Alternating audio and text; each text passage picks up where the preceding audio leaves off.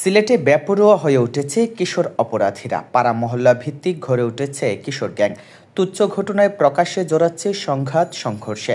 গত 15 দিনে কিশোর গ্যাং সদস্যের হাতে 2টি খুনের ঘটনা ঘটেছে। গ্যাংয়ের সদস্যরা জড়িয়ে পড়েছে চুরি, ছিনতাই ও মাদকসহ নানা অপরাধে। 2টি হত্যাকাণ্ডের পর সাঁড়াশি অভিযানের ঘোষণা দিয়েছে পুলিশ। যদিও এর আগে সিলেট মেট্রোপলিটন পুলিশের পক্ষ থেকে কিশোর গ্যাং সদস্যদের তালিকা করে ডাটাবেস তৈরির কথা বলা হয়েছিল, কিন্তু কাজের কাজ কিছুই হয়নি।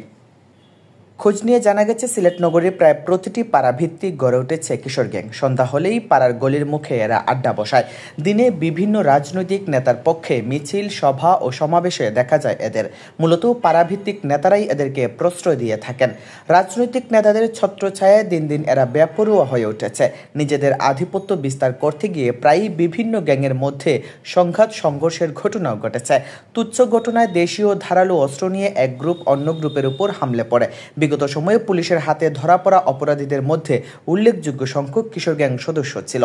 চুরি, ছিনতাই, মাদক সেবন, পরিবহন ও বিক্রির সাথে জড়িয়ে পড়েছে তারা। অপকর্মে প্রতিবাদ করলে সাধারণ মানুষের উপর হামলা করছে তারা। অনেক সময় বাসা বাড়িতে গিয়েও হুমকি দিয়ে আসে কিশোর গ্যাং সদস্যরা। ফলে সিলেট নগরবাসীর কাছে আতঙ্কের নাম হয়ে দাঁড়িয়েছে কিশোর গ্যাং।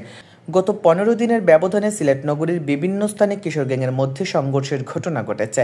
এতে খুন হয়েছেন 2 জন। সর্বশেষ খুনের ঘটনা 27 নভেম্বর। নগরীর বাদামবাগিচা এলাকার আধিপত্য বিস্তার নিয়ে 2টি কিশোর গ্যাং সদস্যের মধ্যে সংঘর্ষ হয়। এতে প্রতিপক্ষ গ্রুপের কিশোরদের চুরিখাঘাতে খুন। সিলেটের এয়ারপোর্ট থানাধীন ইলাশকান্দি বাদামবাগিচা উদয়ন 40/2 নম্বর বাসার শাহ এনামুল হকের ছেলে শাহ মাহমুদ হাসান তপু। সে স্থানীয় একটি স্কুলের 7ম শ্রেণীর ছাত্র।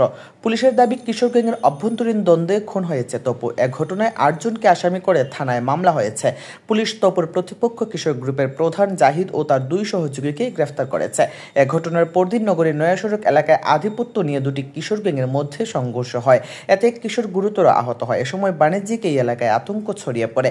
এর আগে 12 নভেম্বর মহানগরীর বালুচরে কিশোর গ্যাংয়ের চুরিকাঘাতে গুরুতর আহত হয় ফাহিম আহমদ নামের এক কিশোর। পরে চিকিৎসাধীন অবস্থায় ফাহিম মারা যায়। ফাহিম সুনামগঞ্জের দুয়ারাবাজার উপজেলার কান্দিগাঁও গ্রামের হারুনুর রশিদের ছেলে। পরিবারের সাথে সে সিলেট নগরীর বালুচর ছড়ারপাড় এলাকায় থাকত। ফাহিমের ভাই মামুন আহমেদের অভিযোগ, বুলেট মামুন গ্রুপের সদস্যরা তাকে খুন করেছে। এ ঘটনায় পুলিশ সবুজ আহমেদ রেহান নামের এক কিশোরকে আটক করেছে।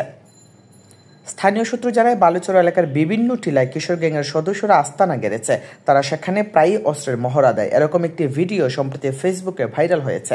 সিলেট মেট্রোপলিটন পুলিশের মিডিয়া অফিসার অতিরিক্ত উপ পুলিশ কমিশনার মোহাম্মদ সাইফুল ইসলাম জানান, সিলেট নগরীর কিশোর গ্যাংয়ের সদস্যদের বিরুদ্ধে সাঁড়াশি অভিযান শুরু হয়েছে। কিশোর অপরাধীদের আইনের আওতায় আনতে তাদের তালিকা তৈরি করা হচ্ছে। কিশোর গ্যাং সদস্যরা কোনোভাবেই ছাড় পাবে না।